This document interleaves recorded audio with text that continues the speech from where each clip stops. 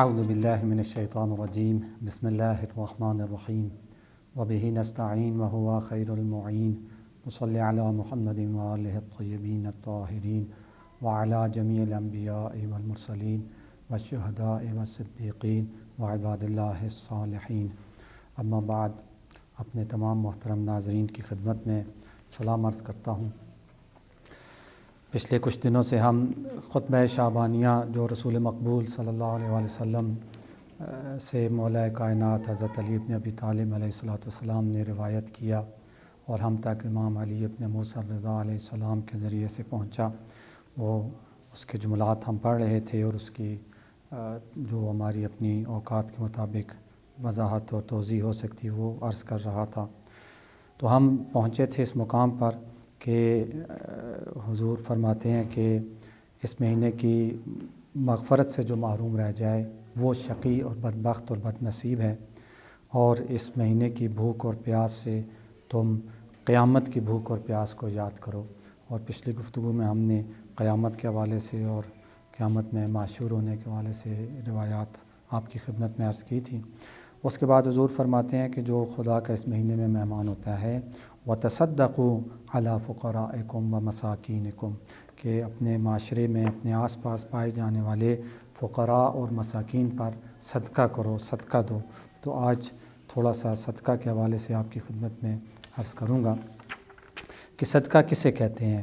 صدقہ کوئی بھی چیز جو انسان اپنے مال میں سے اور اپنے پاس سے کسی اور کو عطا کرے اسے صدقہ کہا جاتا ہے. اب وہ واجب بھی ہو سکتا ہے اور مستحب بھی. زکوٰۃ جس پر واجب ہے وہ بھی صدقہ ہے اور یہ واجب صدقہ کہلاتا ہے. اسی طرح عید فطر والے دن جو فطرانہ دیا جاتا ہے وہ فطرانہ بھی صدقہ ہے اور واجب صدقہ ہے. اور یہ دو صدقے جو ہیں واجب ہیں، ایک زکوٰۃ اور دوسرا فطرانہ جو ہے یہ صدقے واجب ہیں. اور یہ جو فقہی حکم بھی آپ کی خدمت میں عرض کرتا چلوں کہ سادات جو سید ہیں، بنی فاطمہ ہیں سلام اللہ علیہا، اولاد حضرت زہرا سلام اللہ علیہا جو ہیں، ان پر غیر سید جو ہیں، جو حضرت فاطمہ زہرا سلام اللہ علیہا اور حضرت علی ابن ابی طالب علیہ السلام کی اولاد میں سے نہیں ہیں،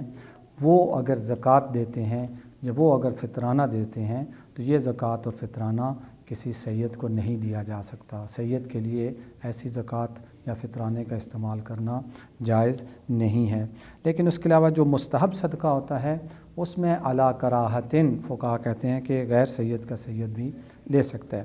لیکن سید کو دے سکتا ہے، غیر سید کو زکوٰۃ یا فطرانہ نہیں دے سکتا. تو یہ صدقہ واجب کہلاتا ہے. اور صدقہ مستحب جو ہوتا ہے جو روزمرہ ہم اپنی سلامتی کے لیے، امام زمان علیہ السلام کی سلامتی کے لیے، کسی مریض کی شفا یابی کے لیے بکرا دیتے ہیں، عقیقہ جو کیا جاتا ہے، اس قسم کا جو صدقہ ہوتا ہے اس صدقے کو صدقہ مستحب کہا جاتا ہے. تو یہ فقہی اعتبار سے صدقے کی دو قسمیں تھیں. ابن فاتح حلی رحمۃ اللہ تعالیٰ علیہ ہمارے ایک بہت بزرگ اور بہت بڑی اہل علم اور علماء میں سے جو شخصیت کہ کربلا معلیٰ میں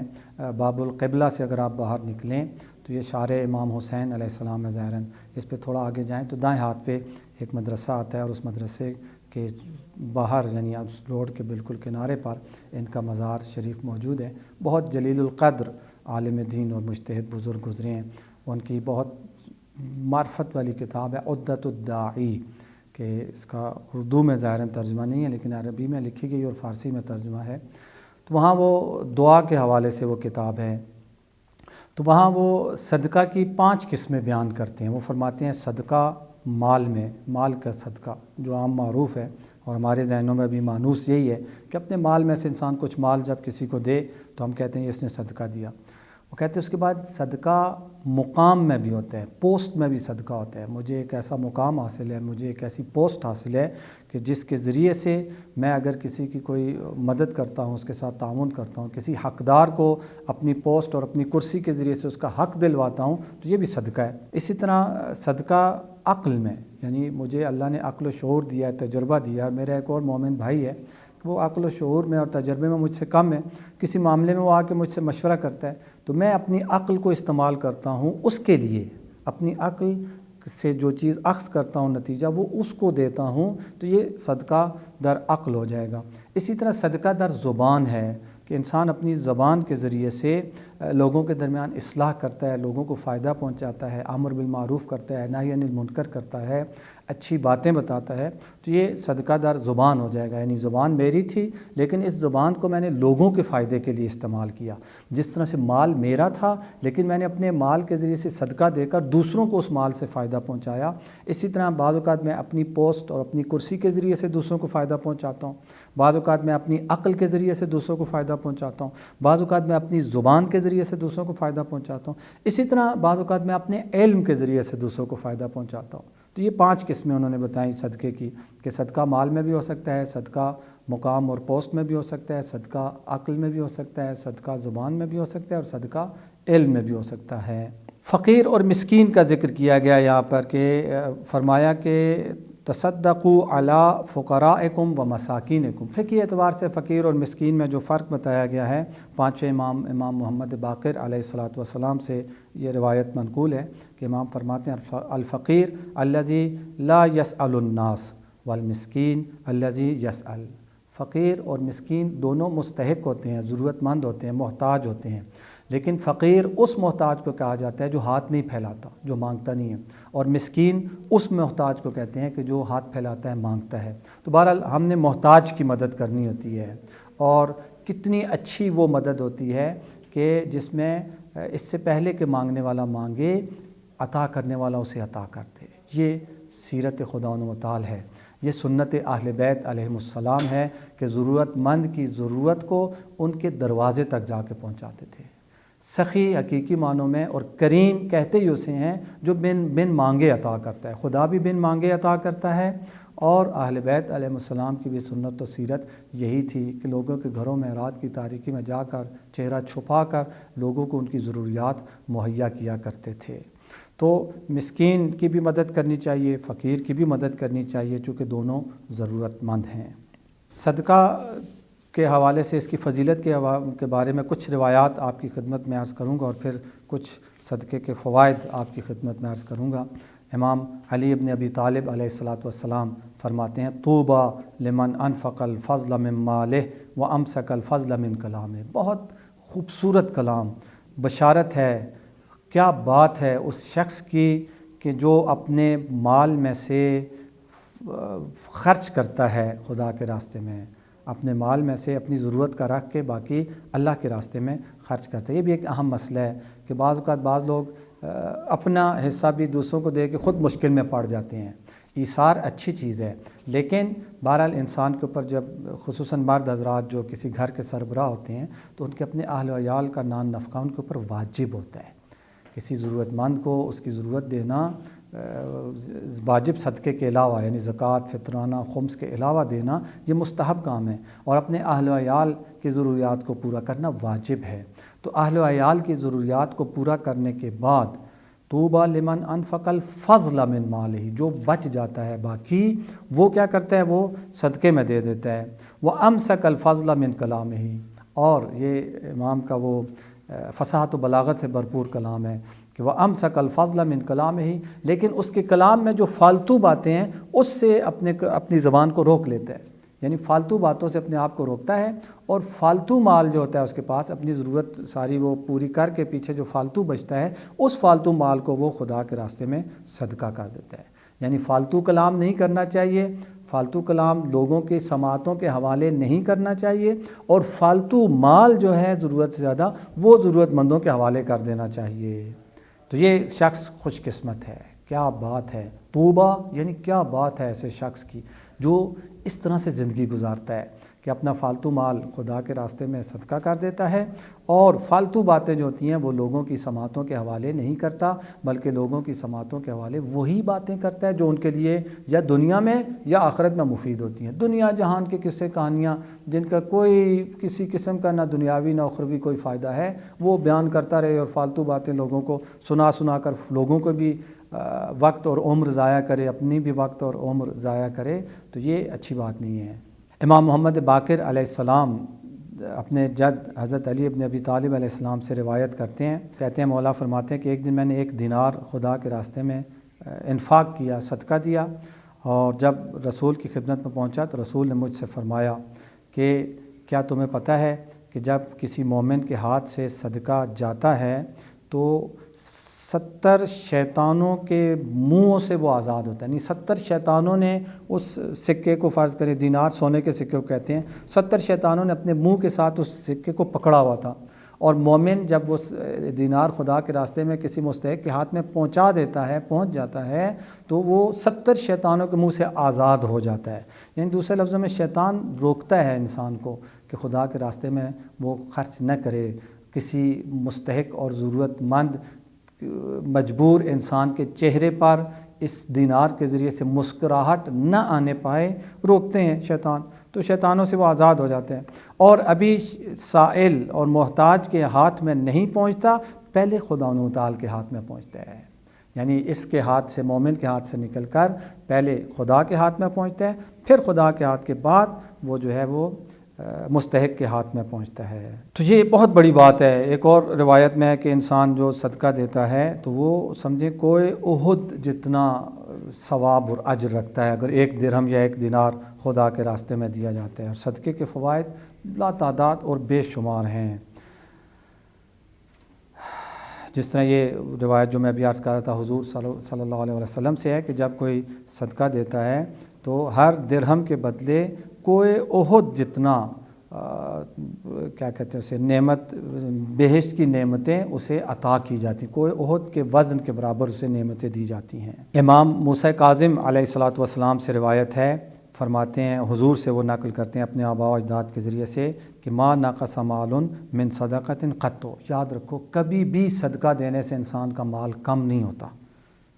کبھی بھی صدقہ دینے سے، قط یعنی تاکید ہے، کبھی بھی، یعنی کبھی نہیں ہو سکتا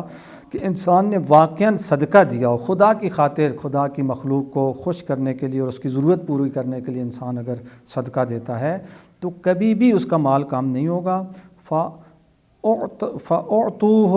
وَلَا تَخَافُوا، بس صدقہ دیا کرو اور کبھی بھی فقر و فاقے سے اور مال کی کمی سے مت ڈرو۔ یہ رسول فرما رہے ہیں کہ انسان کا صدقہ دینے سے اس کا مال کام نہیں ہوتا بلکہ بڑھتا ہے، بڑھاتا ہے خدا کے ہاں، خدا اسے، یعنی دوسرے لفظوں میں وہ انویسٹ کر رہا ہوتا ہے۔ دنیا میں بھی 10 گنا کم از کم کہا گیا ہے، اور زیادہ کی کوئی حد نہیں ہے، 70 گنا، 1000 گنا، وہ چونکہ انسان کے خلوص اور انسان کی معرفت کے اوپر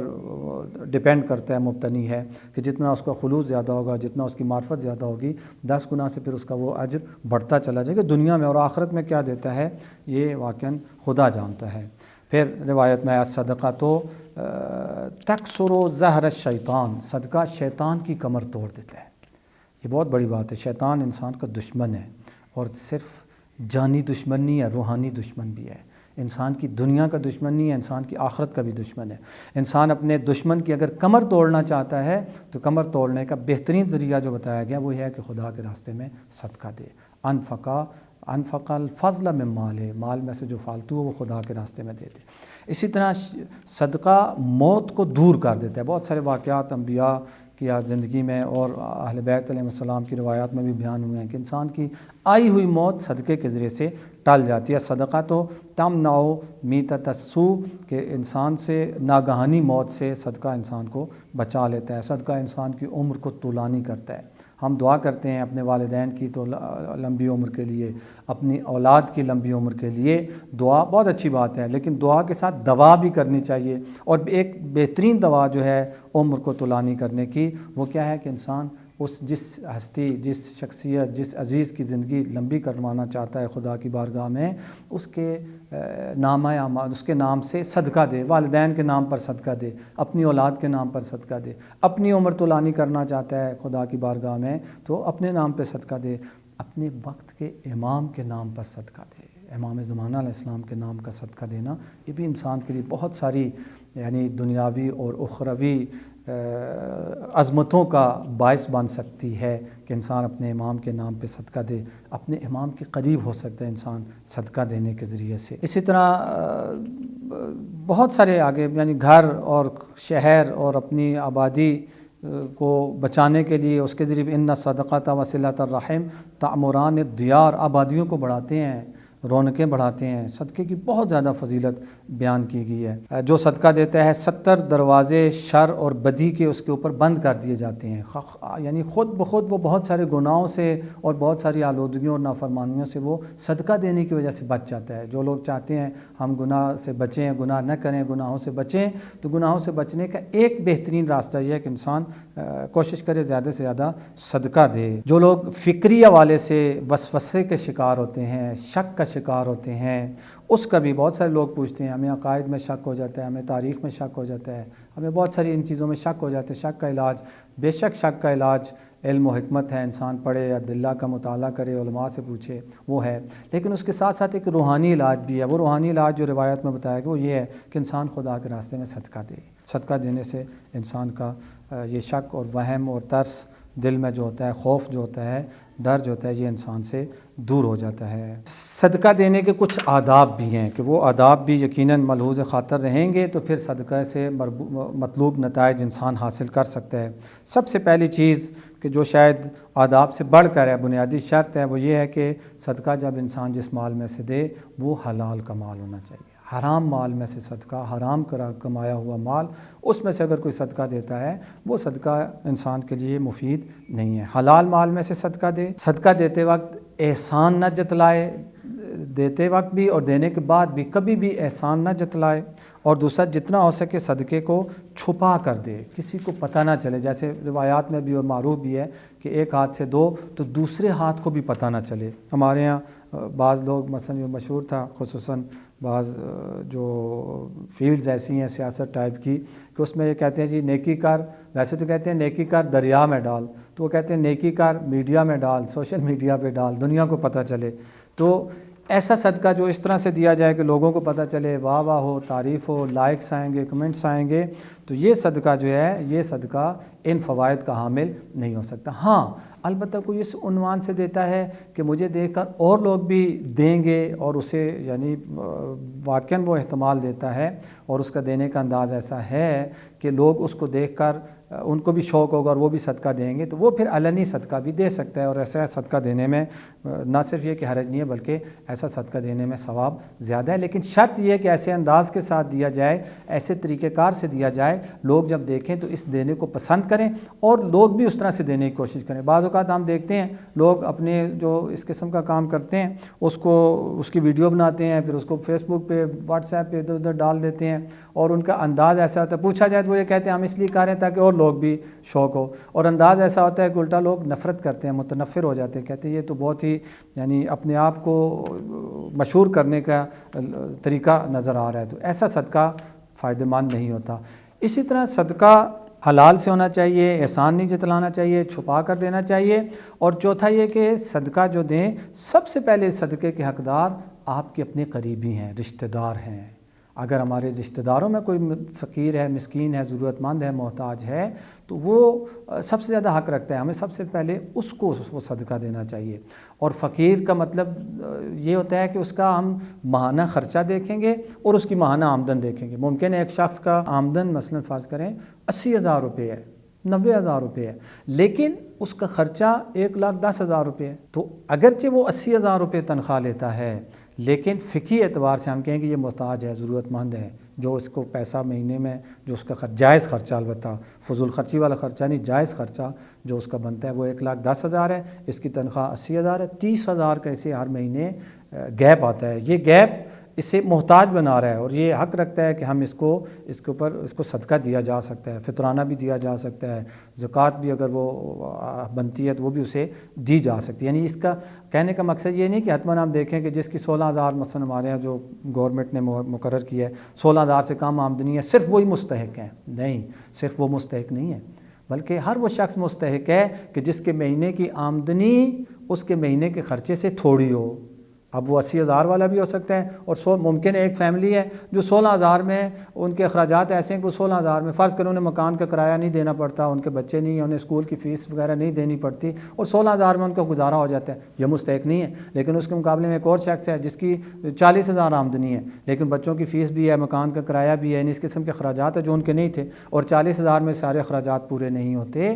تو یہ 40,000 والا مستحق ہے اور وہ 16,000 والا مستحق نہیں ہے۔ تو یہ انسان کو ہمیں حساب لگانا پڑے گا کہ کون مستحق ہے کون مستحق نہیں ہے۔ تو سب سے پہلے اپنے رشتہ داروں میں صدقہ دیا جائے، اور رشتہ داروں کے ساتھ دوسرے جو اہم ہیں ہمارے لیے صدقہ کے اعتبار سے وہ ہمارے ہمسائے ہیں۔ ہمسایوں میں بھی اسی طرح سے اگر کوئی ضرورت مند ہے پہلے ہمسایوں کو دیا جائے، پھر اس کے بعد کسی اور کی باری آتی ہے۔ جمعے کے دن روایت میں آیا ہے، امام صادق علیہ الصلوۃ والسلام فرماتے ہیں کہ وَلَكِنَّ الصَّدَقَةَ يَوْمَ الْجُمُعَةِ تُضَاعَفُ أَضْعَافًا، جمعے والے دن جو صدقہ دیا جاتا ہے وہ کئی گنا زیادہ خدا کی بارگاہ میں شمار ہوتا ہے، یعنی جمعے کا صدقہ بہت زیادہ فضیلت رکھتا ہے۔ اسی طرح ماہ مبارک کا صدقہ بھی فرمایا کہ من تصدق فی شہر رمضان بصدقۃ صرف اللہ عنہ 70 نوعا من البلاء، ماہ مبارک میں جو صدقہ دیتا ہے خدا و تعالی 70 قسم کی مصیبتوں اور بلاؤں کو اس سے دور کر دیتا ہے۔ تو ماہ مبارک میں صدقہ دینا